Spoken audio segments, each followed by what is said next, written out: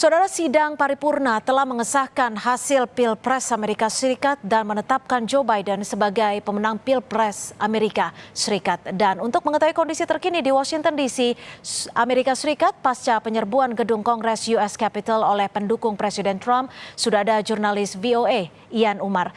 Ian, bagaimana situasi saat ini di sana? Apakah sudah bisa dinyatakan kondusif, Ian? Ya, baik Cynthia, dan saat ini di Washington DC kondisinya memang bisa dinyatakan sudah kondusif karena sejak semalam dari jam 6 malam hingga jam 6 pagi waktu Washington DC ini diberlakukan curfew atau jam malam. Jadi pihak Garda Nasional dikerahkan di jalan-jalan kota Washington DC setelah mereka memukul mundur keluar para pendukung Donald Trump dari gedung Capitol, dan sidang dilanjutkan pada pukul 8 malam. Seperti yang Cynthia katakan tadi, bahwa sidang paripurna sudah mengesahkan bahwa Joe Biden sebagai pemenang dari Pilpres Amerika pada tahun 2020 yang dilakukan pada tanggal 3 November yang lalu.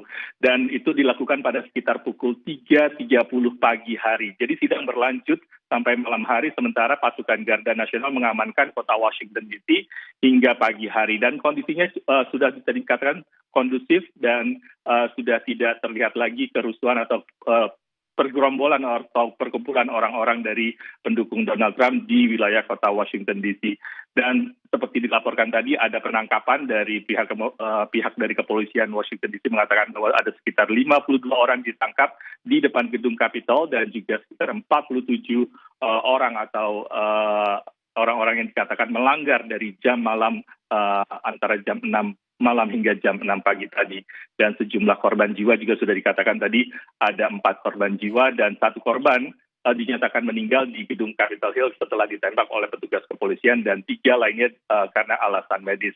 Dan sebagai informasi tambahan, pada malam hari itu juga pihak Twitter dan juga pihak Facebook melakukan pemblokiran terhadap akun dari Donald Trump. Pihak Twitter melakukan pemblokiran sekitar 12 jam dan pihak Facebook melakukan pemblokiran sekitar 24 jam.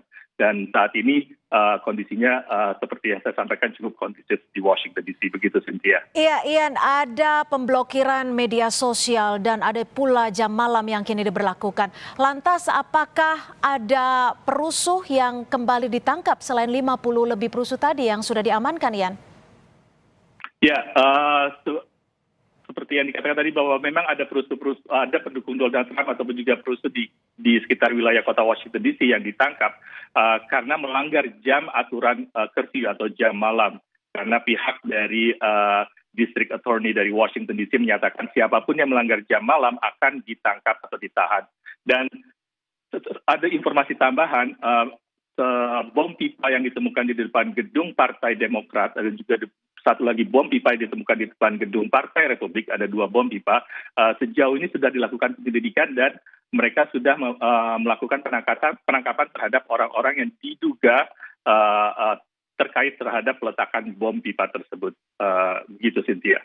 Iya, Ian, yang menjadi perhatian dan juga sorotan adalah apakah ini tentunya ditakutkan atau dikhawatirkan akan ada pengaruhnya terhadap jadwal inaugurasi Biden pada 20 Januari mendatang. Lantas langkah-langkah apa yang sudah disiapkan oleh pemerintah di sana?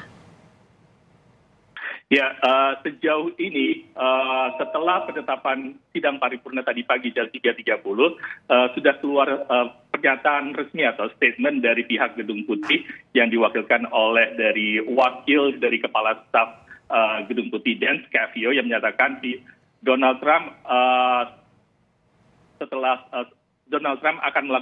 akan mematuhi transisi pemerintahan secara teratur, walaupun dia tetap menyatakan tidak menyetujui atau berbeda pendapat dengan hasil Pilpres Amerika. Namun dia menyatakan akan mematuhi transisi pemerintahan secara teratur. Untuk jadwal inaugurasi tidak berubah, tetap dijadwalkan pada tanggal 20 Januari nanti dan tidak ada perubahan. Sementara pihak dari kepolisian di wilayah metro atau di sekitarnya, mereka tentunya melakukan tahap-tahap atau pengukuran terhadap keamanan atau security yang mungkin akan ditambahkan.